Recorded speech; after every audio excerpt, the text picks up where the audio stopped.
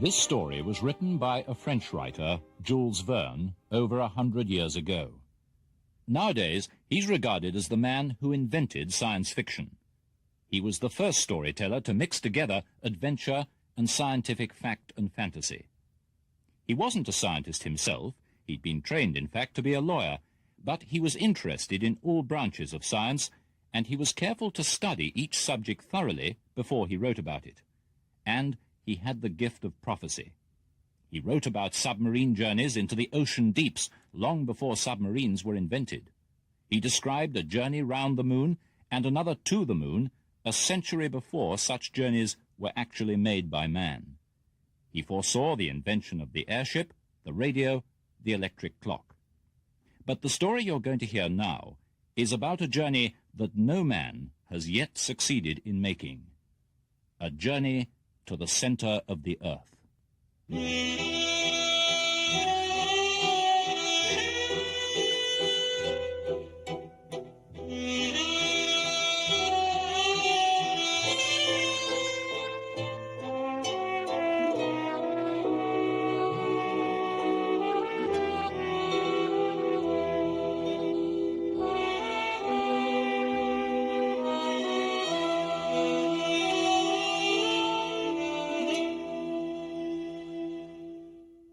It seemed just an ordinary sort of Sunday morning. I had been pottering about among my rock specimens in my room in the little house in one of the oldest streets in the old quarter of Hamburg. I remember now, it was just coming up to lunchtime, and I was very much looking forward to Sunday lunch. I could smell the joints sizzling away in the kitchen. Suddenly I heard the front door burst open and bang shut, and then the heavy footsteps of my uncle, the professor, on the stairs. He rushed into the dining room, flung his hat and walking stick onto the table, and charged straight into his study, calling over his shoulder, "Axel, follow me!" Well, I did so immediately. He was a very formidable gentleman, my uncle, Professor Otto Lidenbrock, a lecturer on mineralogy at the university, a curator of the Mineralogical Museum, author of the famous treatise on transcendental crystallography, and a world authority on rocks. He was also a very impatient man, eccentric and short-tempered. But he was a kind man at heart. When I lost my parents, he took me into his home and looked after me, together with his goddaughter, Grauben, and trained me to be his laboratory assistant. I loved him, but I was also rather afraid of him, so I lost no time in following him into the study. I found him already ensconced in his big velvet armchair, poring over an old book. "Look at this," he said. "I found it this morning in Hevelius's bookshop. It's an absolute treasure. Look at it. You wouldn't think, would you, that it's 700 years old?" "What's it about?" I asked. This work is the chronicle of the Norwegian princes who ruled over Iceland. It's the Heimskringla of Snorre Turlsson, the 12th century Icelandic writer." "Really?" I cried, trying to sound enthusiastic. "Is it a good translation?" "Translation?" he roared. "What would I be doing with a translation? This is the original work in Icelandic." "I thought the type looked strange," I said. "Type?" he bellowed. "You great dunderhead, do you suppose there was any printing in the 12th century? It's a manuscript, a runic manuscript, written in the old Icelandic alphabet. My legend has it that this alphabet was invented by the great god Odin himself." There were times when I thought my uncle knew everything about everything. At that moment, as he was excitedly riffling through the pages, a small piece of parchment fluttered to the floor. "Hello, what's this?" he cried, picking it up and carefully unfolding it on the table. A dirty piece of parchment about 5 inches by 3 with a few lines of completely unintelligible script. We stared at the writing for a few moments.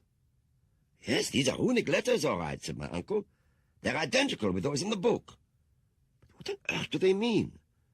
I can't make head nor tail of them. Yet they must be old Icelandic." He bent over the parchment, muttering to himself. A moment later there was a knock at the door, and Martha, the cook, put her head round and said, "The soup's ready, sir." "To hell with the soup," my uncle shouted, "and to hell with her that made it." Martha disappeared immediately. I ran after her, and hardly knowing how I got there, found myself sitting at the dining table.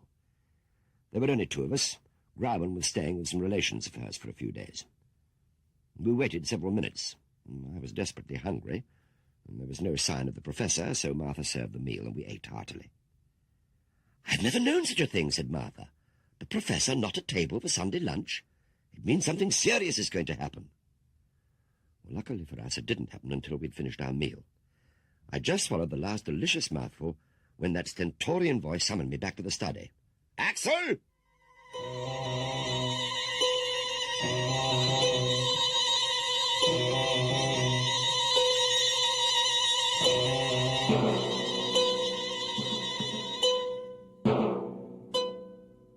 It's undoubtedly runic, said the professor, but it's in some kind of secret code. I'm going to get to the bottom of this. Now sit down there, boy, sit down. Get ready to write. Well, I was ready in an instant. Now, I shall dictate to you the letters of our alphabet that correspond to these runic characters. Now, let's see where that gets us. This he did, and it got us nowhere. Just a line of gibberish. My uncle glared at it for a long time. It's a cryptogram, he said. The letters are all jumbled up. Now, all we have to do is to find the system behind it. It might be the clue to some great discovery. And then he took the book and the parchment and compared them. It's not the same handwriting. And look here, the cryptogram uses letters that could not possibly be in the book because they did not enter the Icelandic alphabet until the 14th century. The man's knowledge was truly astonishing. Which leads us to the conclusion, he went on, that the parchment was written at a later date, at least 200 years later, by someone who owned this book. Perhaps he put his name in the book. It seemed a possibility. The professor closely scanned the opening pages, and then he grabbed his magnifying glass and peered at what looked to me like a nasty old smudge. Yes, this is it, he cried, seizing a pencil, and slowly, very laboriously and carefully, he began to decipher the ancient writing. Great heavens, he cried.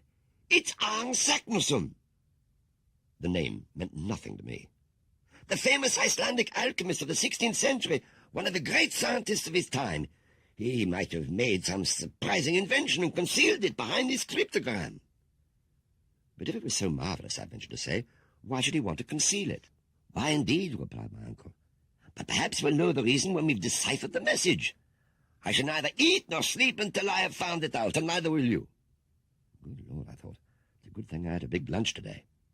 Now, this Saknussemm, said my uncle, he was a very learned man. If he wasn't writing in his native tongue, he would naturally write in the language generally used by educated men of the 16th century, which was Latin. Now, let us assume, then, that the message is in Latin, but in a scrambled form. He picked up the parchment again and began to puzzle away at it, mumbling and muttering to himself and jotting letters down and crossing them out. It went on for a long time. My mind wandered away from the problem, and then my eye caught a portrait of Grauben, which was hanging on the wall. She was a lovely, blue-eyed, blonde girl of 17, just a year younger than me. I missed her company very much, her friendly help in the laboratory and the long country walks we took together, hand in hand. I was looking forward to her coming home next day. I was jerked back to the present by my uncle thumping on the table. "Jump to it, boy," he said. "Now, if I wanted to jumble up a sentence, what I would do is write the letters vertically instead of horizontally in 5 or 6 columns. So you just write down on this piece of paper the very first thing that comes into your head, but do it vertically and make 6 columns. I did so. "Now," he said, "set out the letters in a horizontal line, making each line a separate word." So I did that too. He snatched the paper out of my hands. "Now, all I have to do," he said, is take the first letter of each word, and then the second, and so on, and very soon we should have the full... Good heavens, is this your message? I love you very much, my dear little Grauben? I was covered with shame and embarrassment. I'd written it down without thinking at all. "So, you love Grauben, do you?" Yes, I stammered. "And she loves me." "Yes, well, never mind that," he said. Let's apply the same method in reverse to this parchment." We did so, very carefully and slowly. But when the message emerged on the paper, it seemed as incomprehensible as ever. The professor smashed the table with his fist. "No, that can't be it! Makes no sense at all!" And he rushed to the door and crashed down the stairs and disappeared along the street as fast as his legs could carry him.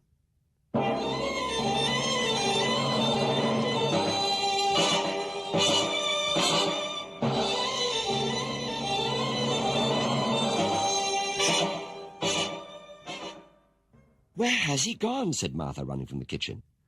"Oh, I don't know," I said. All I know is that he says that he won't eat anything, nor will anyone else in this house, until he's deciphered some old scrawl which is absolutely indecipherable. Goodness gracious. You mean we'll all have to starve to death?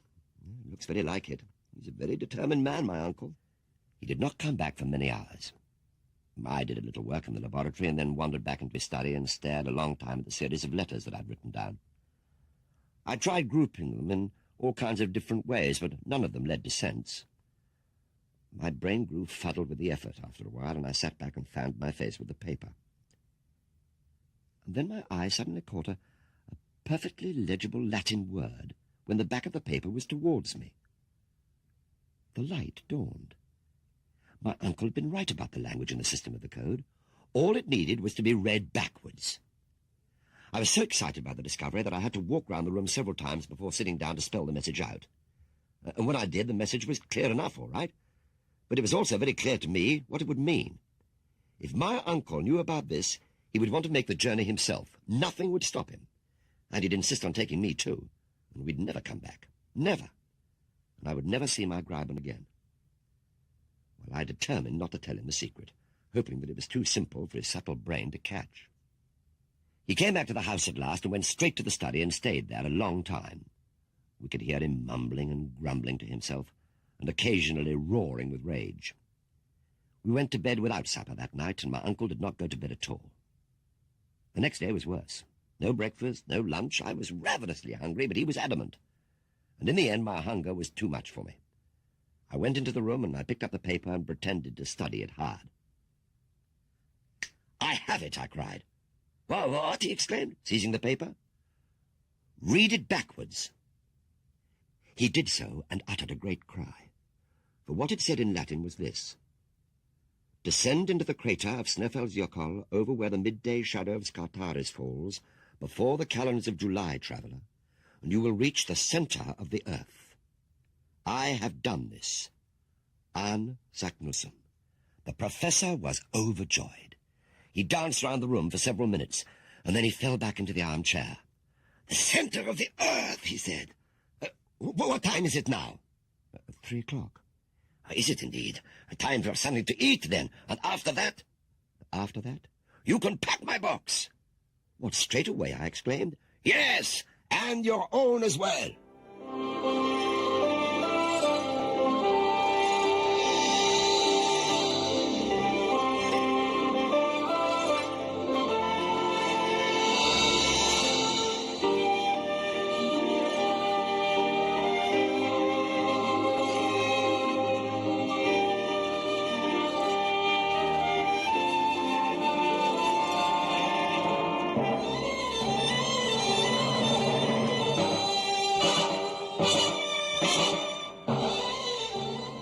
The professor was like a whirlwind, arranging the journey, buying a tremendous assortment of things, sorting out his university affairs, barking out orders in all directions, but chiefly mine.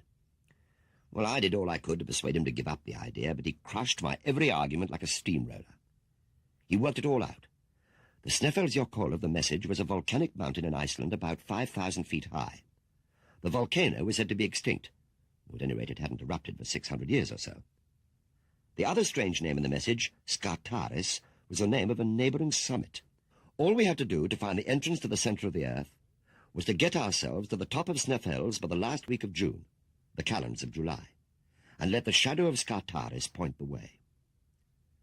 "Nothing could be clearer," said my uncle, hopping from one foot to the other in his excitement. It seemed clearly terrifying to me. "But we must lose no time," he went on. "It's already the end of May. If we are not there in 3 weeks' time, we shall have to wait the whole year to begin the great adventure. Heaven knows who might have discovered the secret by that time." That was his only fear, that some rival scientist might find out about it and get there before him. He made me swear total secrecy. So we waved farewell to Martha and my Greiben, who thought I was the bravest young fellow in the world. I had to give her some idea of what was afoot, and she promised to tell no one. Then, with our astonishing array of boxes, rope ladders and grappling irons and pickaxes, water bottles and biscuits and meat extract, scientific instruments of every kind, guns and gunpowder, a medicine chest, spare boots and maps and money, provisions, it seemed, for every possible emergency, with all this luggage, we made our way to Copenhagen. The journey was a nightmare to me. Every night I dreamt of falling down a dark and bottomless pit into a sea of boiling metal. Every day I hoped something might happen to halt our progress, or delay it, or change my uncle's mind, but nothing came to the rescue. My uncle went straight to the harbour and found a Danish schooner loading for the voyage to Iceland. We had to wait 5 days before she sailed, and every day my uncle took me to the top of the highest church spire in the city and made me look down. "You must get used to it, my boy," he said. I think I did, a little. It made the nightmares more vivid than ever. I had my revenge, though, on the voyage. I found that I could actually enjoy the rough Atlantic waters, while my poor uncle was very sick indeed and spent the entire voyage in his cabin. But once on dry land again, at Reykjavik in Iceland, he was all bustle and confidence once more. He hired horses and a guide, a big, strong, silent man called Hans, a man of stolid, unshakable calm. And then we set off on the long march round the coast of the mountain.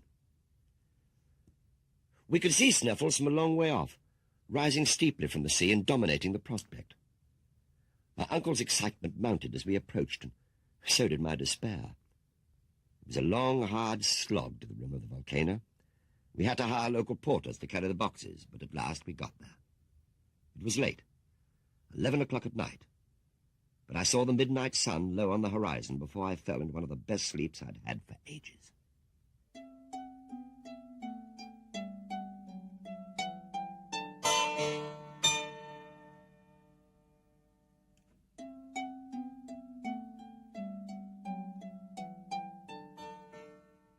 Next day, the porters helped us to get the loads down the great crater, and then my uncle paid them and dismissed them. Then, and only then, did he tell Hans the guide what his plans were. The fellow took it as if it were the most straightforward thing in the world. The pay was good. He would go with us. There were 3 chimney-like shafts plunging into the earth, each one of them about 100 feet in diameter, and above the rim of the crater we could see the pointed summit of Scartaris. But it was too late in the day for its shadow to tell us which chimney was the one. So my uncle pottered about while I sat on the ground wondering what it would be like if the volcano started erupting then and there. "Axel! Axel, come over here!" I stirred myself and hurried over. "Look!" And there, cut into the rock boulder in large runic characters, was that name again. Arne Saknussemm. Of course, the discovery delighted him. All it did for me that night was bring back the bad dreams again. The next morning, though, it was my turn to be delighted. The weather had changed. It was grey and cloudy. There was no chance of any indicating shadow from Scartaris. If only the weather would stay like this for a week, I might yet be saved. Well, it did its best. One dull day succeeded another. My poor uncle was in a continuous torment of frustration and impatience. Hans settled himself comfortably and did nothing at all. I kept my mouth shut and my hopes alive. But on the 5th day, the weather changed again. The sun broke through and poured its rays into the crater. Throughout the morning, the shadow of Scartaris crept closer, and at precisely midday, it touched the edge of the central chimney. "Right, this is the one," cried the professor. Now for the center of the earth." I looked at Hans. "Vorut," he said. "Forward," said my uncle. It was 13 minutes past 12 on Sunday the 28th of June, 1863.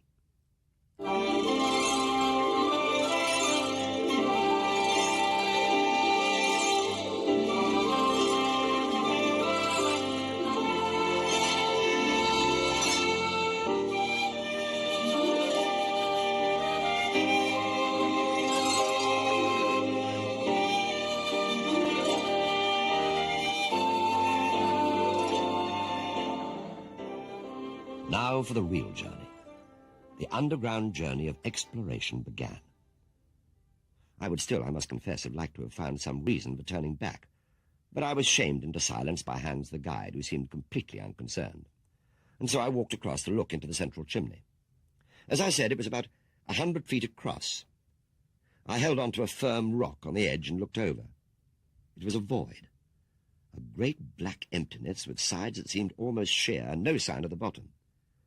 I felt my head begin to spin as I fell victim to the fatal fascination of great heights. I must have been on the point of falling in when a firm hand grasped me and pulled me back. It was Hans. Clearly those lessons on the church spire in Copenhagen had been of little use. While I sat there recovering, I watched my uncle uncoiling a 400-foot rope. He dropped one end into the abyss and let about 200 feet run out. And then he looped the center of the rope over a large boulder.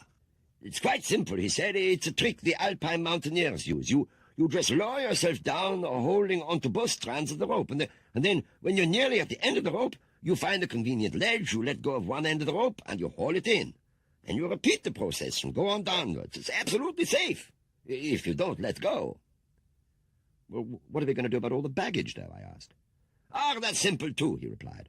"All the fragile stuff will go down on our backs, and all the rest, clothes and ropes and the like, go down by themselves." What do you mean, Uncle?" Instead of answering, he showed me. Everything that was not breakable was tied into a single big bundle, and then he simply picked it up and threw it down the hole. I watched in horror. It seemed an age before a distant thud announced that it had reached the bottom. "Right, our turn now," said the professor. I think this was the first time that I gave myself up for lost. Hans went first, Uncle second, and I came last, clinging to the doubled rope like grim death and scrabbling about with my feet to find ledges and take the strain off my arms. It was slow going at first, but gradually I gained in confidence and even began to enjoy it a little. It was hard work, and we were all concentrating. No one talked. Just occasionally Hans said, "Be careful here. The rock's loose." For the rest, the only sound was our panting and the clatter of dislodged pebbles. The alpine technique with the rope worked perfectly. Gradually, as we descended, it grew darker. The sky above seemed further and further away. The chimney was getting narrower. We climbed steadily, only resting while the rope was being hauled in. It works all right for going down, I thought, but how on earth would we ever get up this way again? I was counting the rope lengths.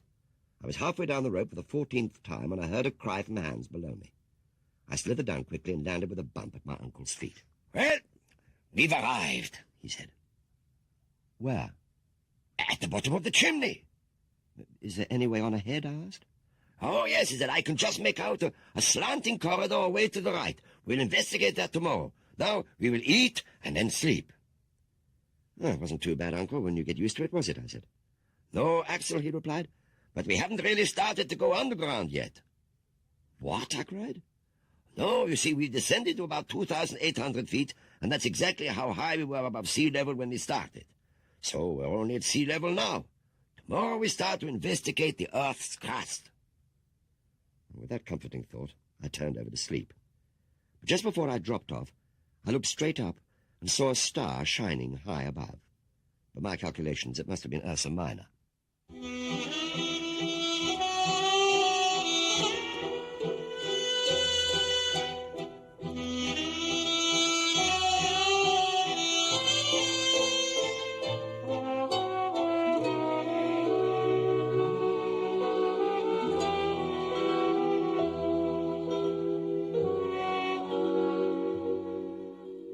We all slept soundly and woke to the faint rays of daylight.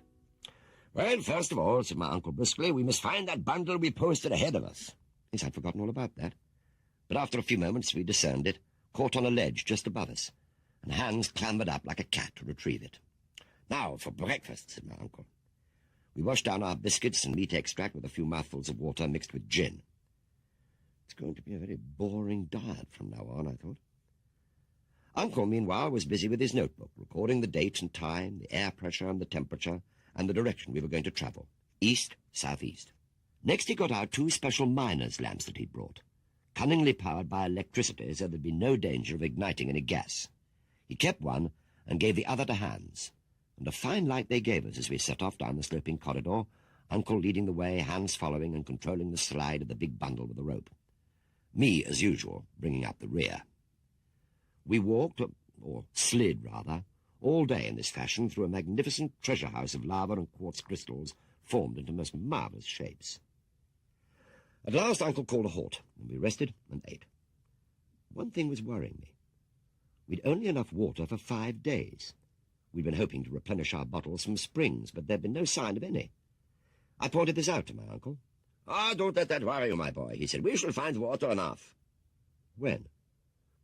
"When we get through this bed of lava.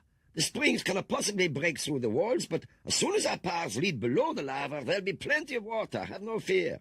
And we're already 10,000 feet below sea level."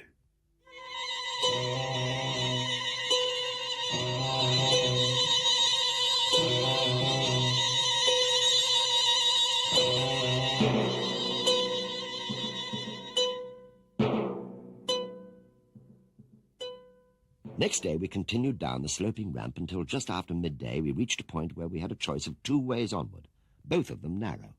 And which was the right one? There was no indication of any kind, but my uncle clearly did not wish to seem to hesitate, so he pointed confidently to the eastern tunnel, and we set off along it. Now the slope was very slight indeed, and the tunnel was very narrow in places and low, so that we had to crawl and wriggle through. And then it grew larger again, and we made good progress. But there was still no water, and we didn't seem to be descending much. It was the same the day after, too. The way was almost level and sometimes uphill even.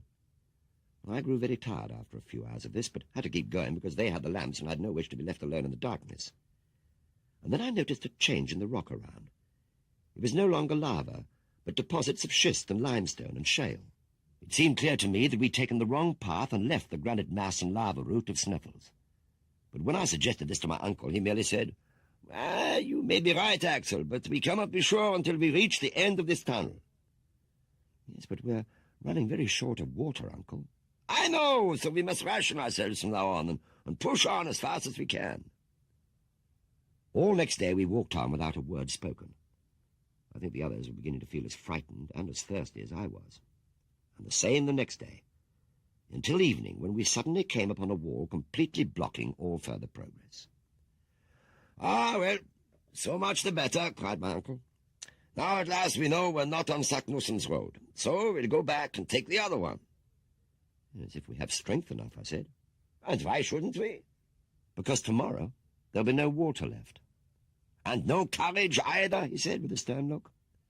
I did not dare to reply.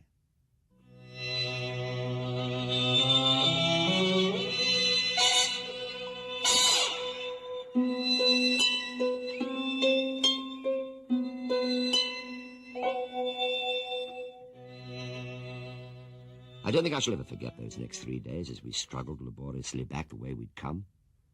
My uncle was angry. He knew it was all because he'd made the wrong decision. Hans showed no more feeling than at any other time, but I'm afraid I lacked the enduring spirit to stand up to this misfortune and moaned and complained all the way. We ran out of water on the first day of the return. After that there was only gin to drink. I couldn't bear the taste of the fiery stuff. I fell to the ground several times and hoped they would leave me there to die in peace, but each time they patiently revived me and got me moving again, and at the end of those 3 terrible, interminable days we found ourselves back again at the place where we'd gone wrong. Well, I could only lie there and moan through my swollen lips until I fell into a doze. I came to some time later with my uncle's arm around me. "Oh, my poor child," he murmured. I was very touched. It was completely against the character of the stern professor to display such affection. And then, to my amazement, he raised a flask to my lips. "Come, drink," he said. I looked at him stupidly, failing to understand. "Drink this, it's water." And he raised it to my parched lips.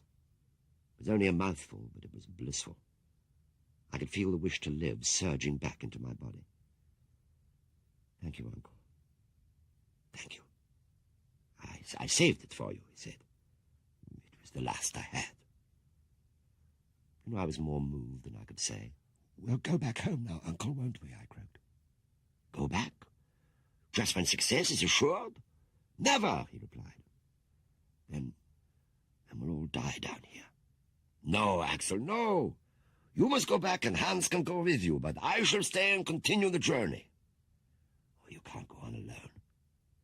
"I've started this journey, and I mean to finish it or die in the attempt." "But there's no water, Uncle." "Now, listen to me, Axel, my boy. While you were lying here unconscious, I went and looked at the other route.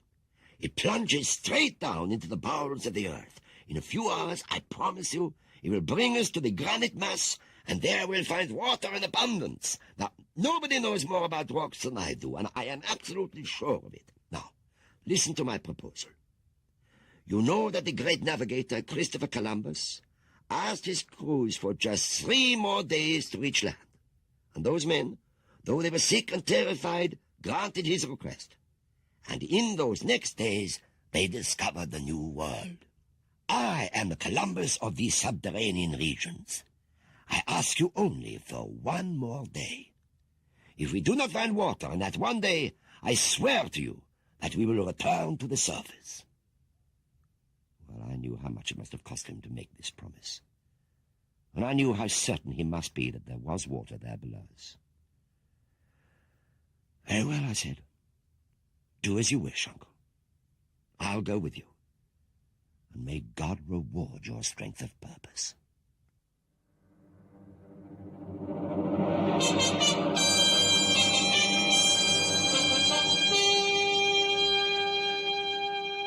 As soon as we set off down the new gallery, it was plain that we were on the right track at last. Our way lay through passages along which molten granite had once poured. And then we came to beds of schist and gneiss and mica schist. It was a massive, wonderful laboratory, glinting and sparkling in the lamp beams. Towards evening, this gave way to duller walls of hard granite.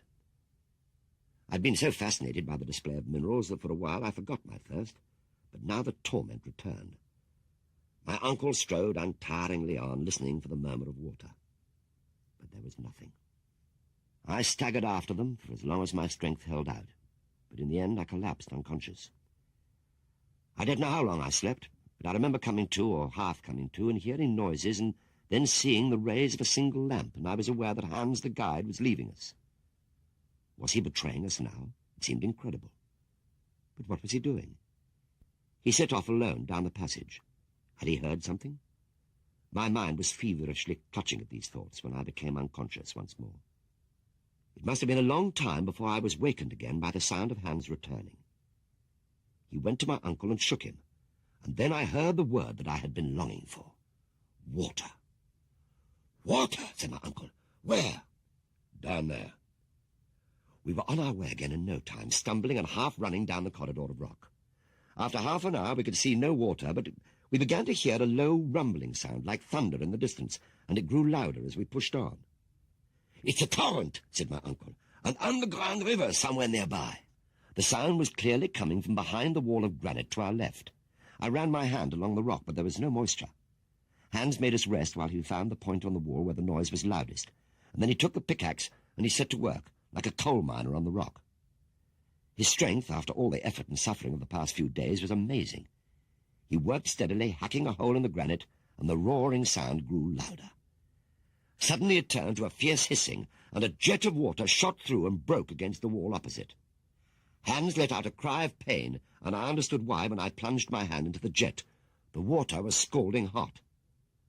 "Don't worry, it will cool down," said my uncle. "We just have to be patient, just patient a little longer." The corridor filled with steam, and a stream was forming and running down ahead of us.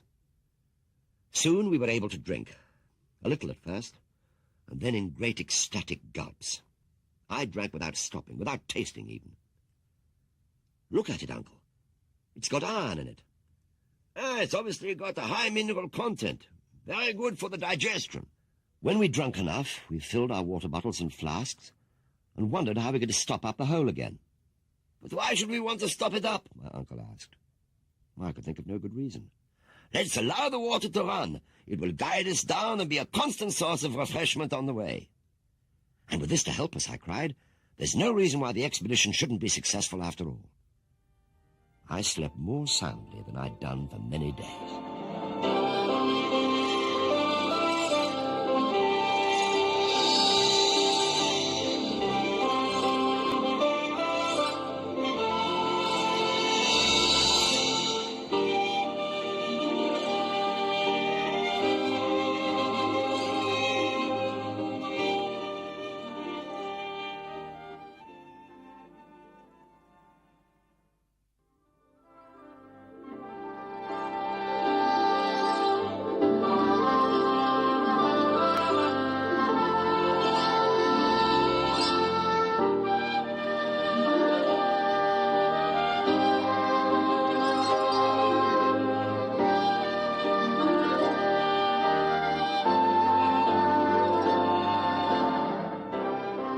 I was the first to wake the next morning and roused the others with a shout.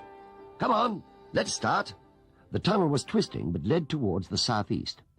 At every turn, my uncle consulted his compass and noted any change of direction. There had to be no mistake about exactly where we were for the learned account that he would write when he returned to the world. And all the way there was the reassuring rumble of the stream. Uncle had become impatient again at the horizontal nature of the path, so it was a joy to him, and we suddenly came upon a great shaft plunging down into the depths. "Ah, now we'll make some real progress," he said, fixing the double rope in the way we'd done when we started the underground journey. The drop seemed endless. The vertical descent took us 2.5 days. But we were in high spirits, and the stream, though to become a waterfall, was always with us. Finally, on the 13th of July, we reached the bottom of the shaft. We coiled up the rope and continued the march, still downhill, still southeasterly, and still accompanied by the life-giving stream. And then, on July the 18th, a Saturday, we reached an enormous grotto. My uncle handed Hans his weekly wage, and said the next day would be a day of rest. The professor devoted Sunday to getting his notes in order. I wandered off to examine the great cave. I was getting quite used now to the troglodyte existence, without daylight or stars, towns or green countryside, and all the things that people take for granted on the earth's surface. It was only when I thought of Grauben and our little home in Hamburg that I grew sad and wondered if I should ever see them again. When I returned, my uncle said, "I estimate that we have travelled 213 miles to the southeast." "So we're deep under the Atlantic Ocean, then?" "Exactly. 48 miles down." "But if we're already so deep down, Uncle, why is the temperature so tolerable? According to all the old theories of increasing temperature, there should be a heat of 1,500 degrees centigrade by now." "Ah, according to theories, yes. But what does the thermometer say? 27.6 degrees, so the theories are wrong. Just as I thought." He was very satisfied with that. But I had more problems for him. Yeah, but think of this, Uncle. The radius of the Earth is nearly 4,800 miles. Correct?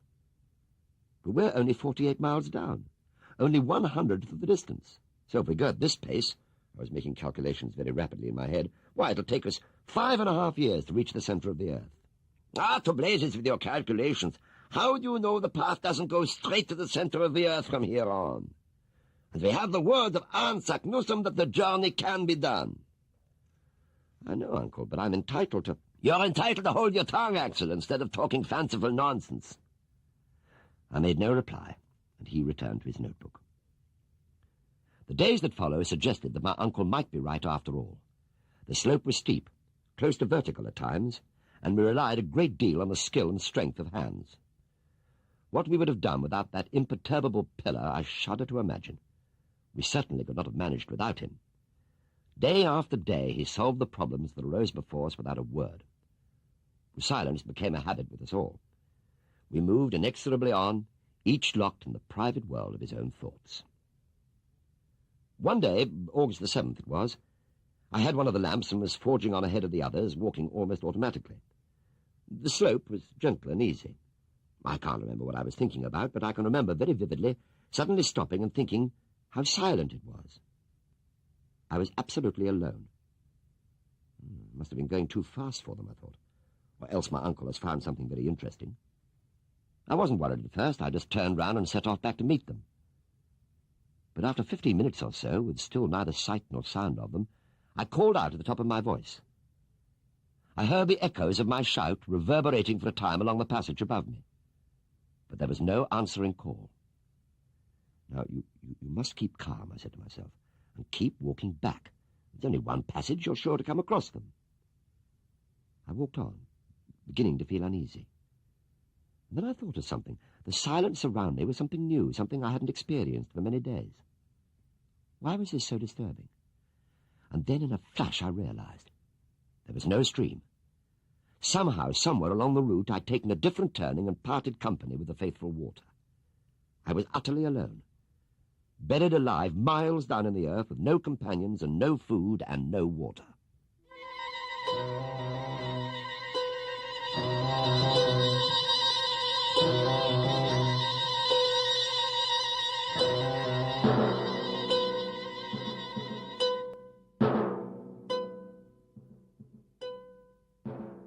There can be no words in any language to describe the horror that I felt at that moment. I was in despair, total, hopeless despair. There seemed no chance of escape or of rescue. If I'd so easily taken a wrong turning, how many might there be? I could be in a labyrinth of alternative ways.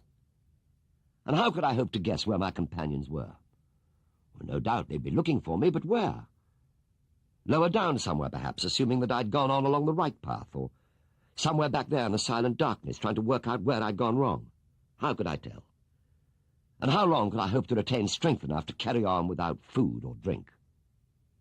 Well, I gave way to despair and crouched against the comfortless granite, dry and unyielding. I don't know how long I lay there, abandoned to my terrible fate. But when my consciousness came back, my ear, pressed against the rock wall, seemed to pick up a distant, tiny sound. It's a hallucination, I thought. It cannot be possible. But even so, my senses were immediately alert again, and I pressed hard to the wall, listening. And then I heard it once more, clearer this time, the sound of human voices, though coming from a long way off. I let out a great cry. Help! And then again, help! Slowly the echoes died away, and I strained to listen. It seemed an age. And then I heard my uncle's voice with absolute clarity. Axel, my boy, where are you? Then I realized that through some chance in the shape of the tunnel wall, it was carrying sound over a great distance. The secret was to speak very close to the wall. I'm lost, Uncle. I have lost the stream.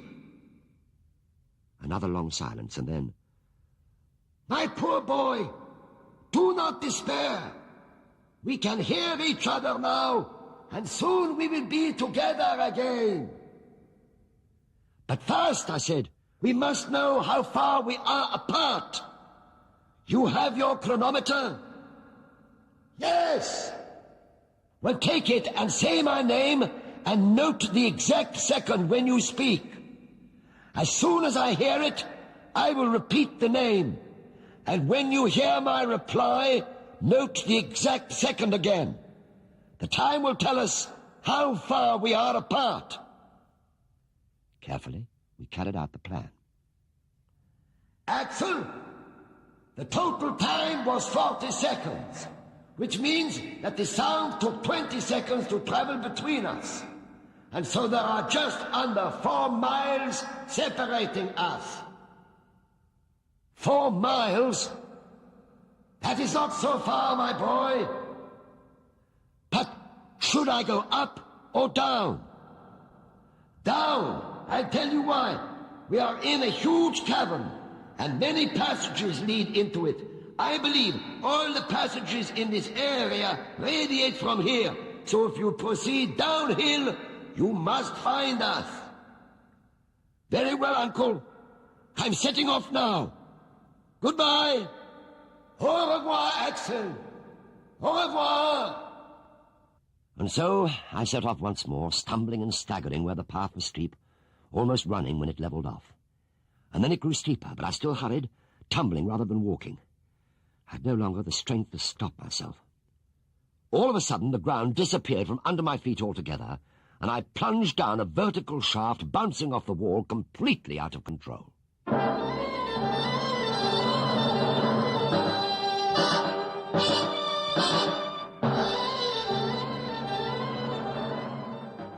I came to in my uncle's arms. I was deeply touched by his concern and realized that I must have been badly stunned by the fall. I still felt weak. My head was bandaged. I was lying very comfortably on a thick travelling rug. The cavern was very splendid, decorated with magnificent stalagmites with a floor of what seemed to be fine sand. There were no lamps burning, but we were in a kind of half-light. It was filtering through a narrow opening in the far end of the cave. And somewhere in the distance there was a steady, vague, murmuring sound, as if a gentle breeze was blowing or waves were breaking on a shore. It was all very mysterious, but so peaceful and pleasant that after a drink of water I fell fast asleep again. It must have been many hours later when I heard my uncle's voice again. "Good morning, Axel. I brought your breakfast. I'll wager you're feeling better this morning." "Yes, I am indeed, Uncle. I feel fine again. And I'll feel even better after something to eat." "And after that, my boy, if you feel strong enough, then I will show you something." So I ate quickly and insisted on getting up straight away. He wrapped a rug around my shoulders and led me through the opening at the far end of the cavern. Well, at first I could hardly see a thing. My eyes had grown so accustomed to near darkness they had a struggle to adjust themselves to the light. When they succeeded, I was astounded and delighted.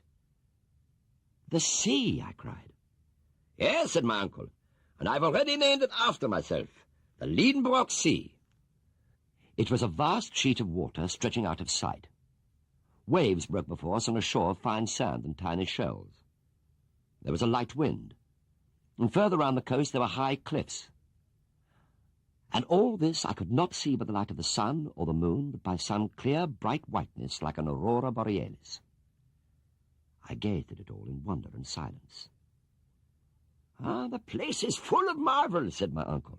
"Along there is a great forest of giant mushrooms, and beyond that all the flora of the secondary period of the world, the transitional period. And not just the flora, for I've already found the bones of great animals long extinct on the surface of the earth. We've travelled not only deep into the earth, but deep into time as well, back to an earlier stage of the world's history." I looked rather anxiously along the shore for any signs of primitive creatures on the move, but saw none. "How wide is this sea, do you suppose?" I asked. "I don't know, but I mean to find out. Ah, that invaluable fellow Hans has got some timber and is already building a raft. Tomorrow we set sail on the Liedenbrock Sea." The raft that Hans built was 10 feet long and 5 feet wide. It was made of lengths of semi-fossilized conifers, bound together by ropes. The mast was firmly set in, and the sail was one of our travelling rugs. Next morning, August the 13th, we loaded our provisions, including a large stock of fresh water, set sail, and cast off. Hans stood at his improvised tiller. The wind was blowing steadily from the northwest, and we sailed easily and rapidly before it. As our little strip of sandy beach receded, my uncle said that he would call it Port Axel on his map, in my honour. "Well, I have a better idea," I said. "Oh, what's that?" "Let's call it after Grauben. Port Grauben." "Very well, then, Port Grauben it shall be." Very soon we were out of sight of land. My uncle reckoned the sea might be as much as 70 or 80 miles wide, but it was only a guess. We had no real idea. He made me keep a careful log, noting our direction and speed and the distance sailed. We cruised along before the wind steadily and peacefully. High above us there were clouds. Clearly this gigantic place had its own atmosphere and weather, and the strange light was continuous, unvarying from day to night. The next day, Hans fixed a hook on the end of a line, baited it with a piece of salt meat, and cast it overboard. For 2 hours or so nothing happened. We began to think the sea was uninhabited. But then there was a tug at the line. Hans drew it in, and there, firmly hooked, was a struggling fish. "It's a sturgeon," I cried, "a small sturgeon." My uncle examined it closely. It had a flat head, and the front part of its body was covered with bony scales. The pectoral fins were fairly well developed, but it had neither teeth nor tail. "It is distantly related to the sturgeon," the professor said, "but it belongs to a family that has long been extinct on Earth. It can only be found in a fossil state, and it has a peculiarity said to be common amongst fish that live in subterranean waters." "Huh? What's that?" "It is totally blind. More than that, it has no eyes at all." We baited the hook again and resumed our fishing, and in the next few hours caught a considerable number of these creatures. They gave some very welcome variety to our diet.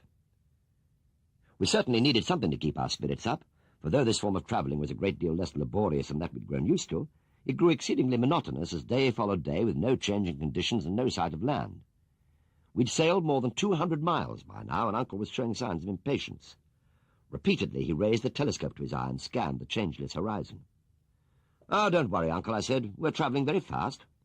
"Ah, what's the use of that? It isn't our speed, it's the sea. It's too big, and we're not getting anywhere. I want to go down, not along. I didn't come all this way for an outing on a pond." "You must admit it's a very unusual pond," I said. "I don't give a damn for that," he snapped. "This is just a sheer waste of time." But he had no alternative but to contain his impatience as best he could. We tried taking soundings, lowering our pickaxe on the end of a rope. But after 200 fathoms without reaching the sea bottom, we hauled it laboriously up again. One day, though, August the 16th it was, when I just recovered the pickaxe from another fruitless effort, Hans pointed to some deep imprints on the thick metal axe. It was as if it had been squeezed by 2 powerful forces. "Teeth," said Hans.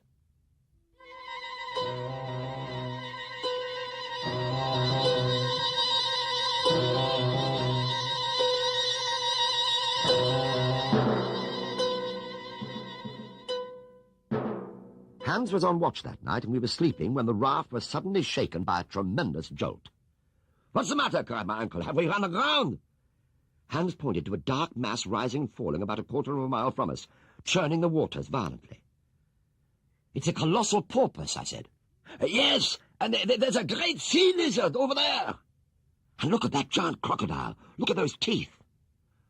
We seemed to be in the middle of a herd of marine monsters. Any one of them could have destroyed our little raft and us with it without effort. Our guns were clearly useless. We could only hold tight as the waters around us seethed and boiled. It soon became clear that two of the creatures were engaged in a furious fight. Then that, in fact, there were only two creatures, for one of them had the snout of a porpoise and the head of a lizard and teeth like a crocodile. "My God," my uncle breathed, "it's an ichthyosaurus!" "And what's the other one? That serpent-like beast with a shell like a turtle." "Ah, that's a plesiosaurus." So we were privileged to witness this terrible battle from the distant past. They fought with indescribable fury. There were many moments when I thought the raft was going to capsize. The fight seemed to go on for hours with unabated fury, and then suddenly they both plunged beneath the surface, leaving a great whirlpool in their wake. A few moments later, the serpent head of the plesiosaurus reared 30 feet above the waves, twisting and writhing in mortal agony, coiling and uncoiling, lashing the waves like a whip. The spray almost blinded us, but gradually its movement subsided, the contortions grew feebler, and we watched in silent amazement as the great mass stretched out, inert, on the settling waters. We sailed on then for many uneventful days until a great electric storm blew up. This lasted for 3 days. We'd no idea in which direction we were being driven. There was no chance of keeping records of any kind. It was all we could do to keep ourselves on board, and there was a time at the height of the storm when we had to lash ourselves and our supplies to the raft. When the fury abated a little, I fell asleep utterly exhausted. I was awakened by a new noise, like the sound of waves on rocks. I was still struggling to claw my way out of my sleep when I felt myself hurled into the water, and then the strong arms of Hans were round me, and I found myself lying on a sandy beach alongside my uncle. It was still raining hard, and we crawled to some overhanging rocks for shelter. Hans went back to rescue what he could from the wreckage of our raft. We slept. "Good morning, Axel.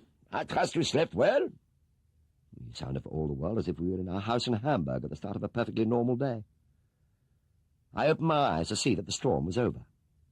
"You seem in excellent spirits this morning, Uncle." "Delighted, my boy, delighted. Now we're on land once more, we can get back to the real business and find a way of getting into the very bowels of the earth." Uncle, may I ask you a question?" "Certainly, my boy." "How will we ever get back again?" "Get back? You mean you're thinking about the return journey before we've even got to our destination?" "Well, I only want to know how you're planning to manage it." "In the simplest possible way, my dear boy.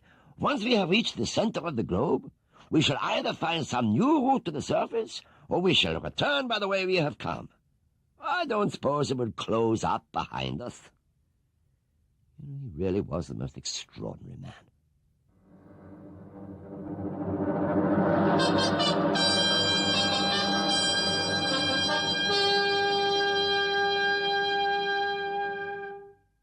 The first thing to do was to take stock of our position. It was astonishing how much Hans had contrived to rescue from the wreck. Our guns were gone, but our stock of powder was intact. We had food enough, we reckoned, for another 4 months' travelling. The raft could be repaired. Even the professor's scientific instruments had been spared. During breakfast, I asked him where he thought we were now. "Oh, that's impossible to calculate, because we've kept no records during the storm, but we can make a rough estimate. Now, after the storm, we knew we were some 1,500 miles southeast of Iceland. The storm lasted 4 days. Now, traveling at, say, 200 miles a day, can hardly be less, that puts us 2,300 miles from Reykjavik, assuming that we continued in much the same direction." "Which means," I said, "that we're probably directly under the Mediterranean Sea." Well, let's consult the compass," he said. He took it up and held it steady and looked at it. And then he looked again. And then he turned to me with amazement written across his face. "What's the matter, Uncle?" "Come and look for yourself." I went over. The needle pointed in exactly the opposite direction to that which I expected. I shook the compass and examined it, but there was nothing wrong. I tried it again. The result was the same. The conclusion was unavoidable. The storm had changed the wind direction. We had been driven back the way we had come and landed somewhere on the very shore that we left all those days ago. At first, my uncle was stupefied by the realization. Then he was furious. But he soon regained control of himself. "So," he said, "fate is playing a game with me, is it? All the elements are in league to foil my purpose. Well, I'll show them who it is they are dealing with. I will not give in. I will not retreat 1 inch. We shall see who will get the upper hand in the end, man or nature." Well, I did all I could to try and talk him out of the idea of undertaking a second voyage, but he'd made up his mind. He ordered hands to prepare the raft and decided in the meantime that he and I would explore the land around us.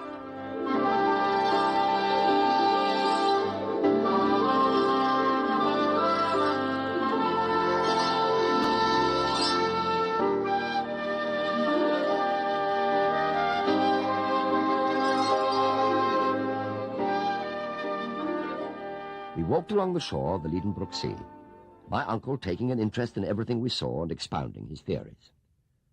After a mile, the nature of the terrain changed. We came to a mass of broken rocks. We turned inland, clambering over the boulders, until we came to a great plain covered with bones. The bones of all the animals of the Earth's early history. Uncle was beside himself with excitement, skipping from one to the other, identifying some immediately, puzzling away over others. Suddenly, he called out to me, "Axel! Axel! A human skull!" I hurried to his side, and there it was, quite unmistakable. Uncle was thrilled beyond measure. The discovery confirmed a passionately held belief of his that man dated from at least 100,000 years ago, before the mastodon. He had been in the thick of a very fierce quarrel between scientists on this very point. Now he had found, he believed, irrefutable evidence. We walked on until we came to the edges of a primeval forest. My uncle went boldly in. I followed him closely. Suddenly I seized his shoulder. I thought I'd seen, yes, there it was, some movement ahead. We peered through the undergrowth, and there in a clearing just ahead of us was a herd of mastodons. Great elephant-like creatures they were, grazing contentedly on the foliage. "Come on," my uncle cried. "No," I said. "We're unarmed. We must go back. No man could hope to live among such brutes." "You're wrong, Axel," he replied, lowering his voice to a whisper. "Look, over there, by the trunk of that great tree." I followed his pointing finger, and there, sure enough, was a giant man-like creature, grasping a branch in his hand. He was the shepherd of that monstrous flock. He was more than 12 feet tall. His head, as big as a buffalo's, was almost hidden in a mass of unkempt hair. He was motionless. "Come on, Uncle. We must go." And perhaps for the first time in his life, he allowed himself to be persuaded.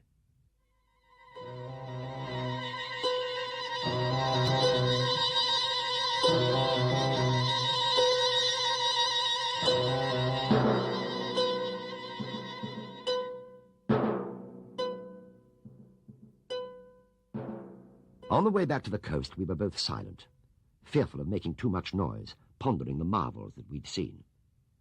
Had it been a man, or was it, as seemed more likely, some distant relation of ours sharing a common ape-like ancestor? We came to the great tumble of boulders again, with the sea beyond. And as we were crossing them, my uncle suddenly veered to the right and scrambled up on a great granite block. He ran his hands over an area where the rock had been scarred and cut, as if it had been carved with a knife. "A.S. A.S., he cried. The initials, A.S. Arn Saknusum.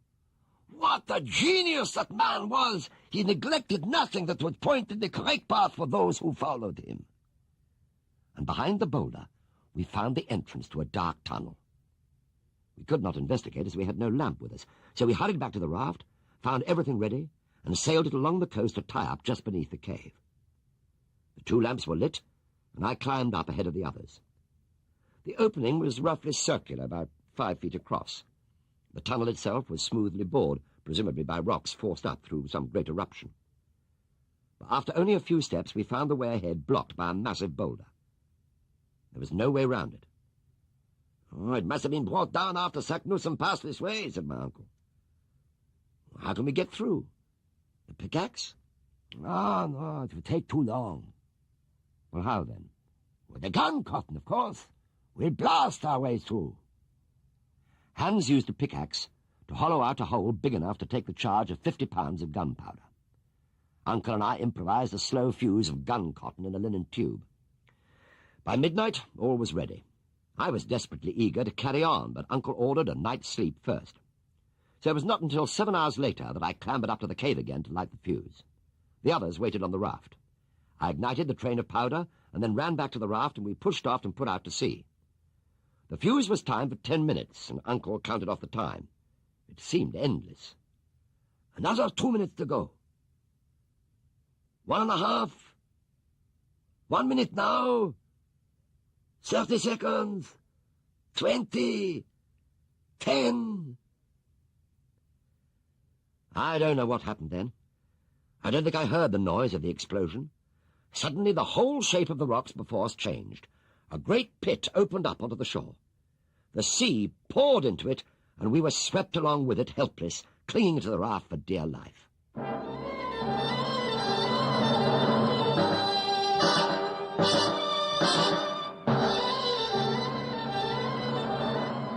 The events of the hours that followed are still confused in my mind. For a while we plunged downwards, riding the rapids at the speed of a train. Only 2 things saved us from disaster: the sturdiness of our little craft and the fact that the tunnel that we had entered was very wide. If we'd hit the walls, we would have been dashed to pieces. Then suddenly the uproar around us ceased, and the motion changed. We were going upwards. "We're in a volcanic shaft," said my uncle. "The water must have reached the bottom of the abyss, and now it's finding its own level and taking us with it. There's nothing whatsoever we can do about it, so we might as well have something to eat." I searched the raft in the total darkness, but our provisions had all been swept away. And then I noticed something else. It was getting rapidly hotter. I was sure that we were lost. I said to my uncle, "If we're neither drowned nor crushed, and if we don't starve to death, we may still manage to be burnt alive." "Ah, don't give up hope," he replied calmly. "What? You still think there's a chance of escape?" "Yes, I certainly do. As long as this heart of mine goes on beating, I cannot admit that any creature endowed with willpower need ever give way to despair." By now, though, the temperature was rising even more rapidly than we were. The water around us was boiling. "It must be an earthquake," I said. "An earthquake, eh? Oh, no, I'm expecting something better than that." "What do you mean?" "An eruption. I think that we are in the shaft of an active volcano. And I think it is much the best thing that could happen to us. We have no food left, so it is our only chance of returning to the surface of the earth." As usual, he was absolutely right. Very soon we were riding upwards, not on water, but on a platform of lava. The noise became deafening, the fumes almost suffocating. I felt the terror of a condemned man tied to the mouth of a cannon just before the fatal shot is fired. For most of the time there was such chaos and confusion it was impossible to tell what was happening. Occasionally the upward rush would stop for a few minutes. "Oh, don't worry," said my uncle. "The lull is only temporary. This is a volcano with an intermittent eruption. We'll be on our way again soon." And again he was right. I have no idea at all what happened in the end. The rocking of the raft grew more violent than ever, the uproar even more bewildering. The explosion seemed to be all around us now, and I was sure it was the end. I shut my eyes and just resigned myself. But then I was aware of a sudden great calm. I opened my eyes and was almost blinded by the light. I was on the surface of the earth. It must have been early morning, but even so it took quite a time to get used to the light. I was bruised all over.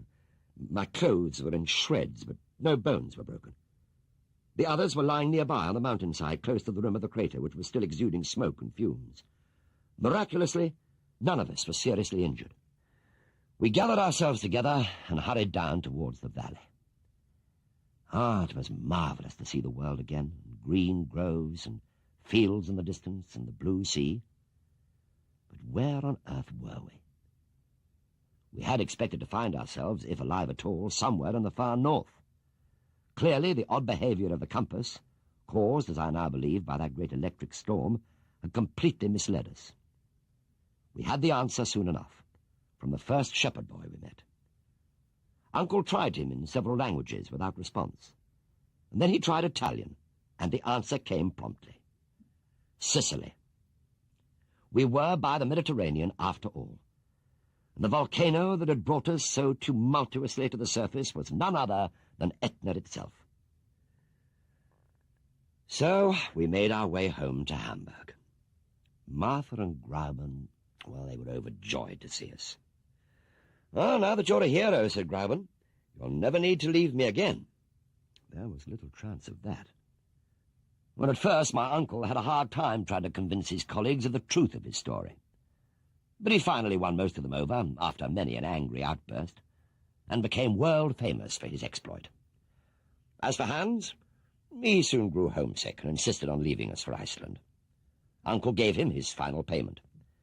He shook our hands, and at the moment of parting permitted himself an extraordinary display of feeling. He smiled.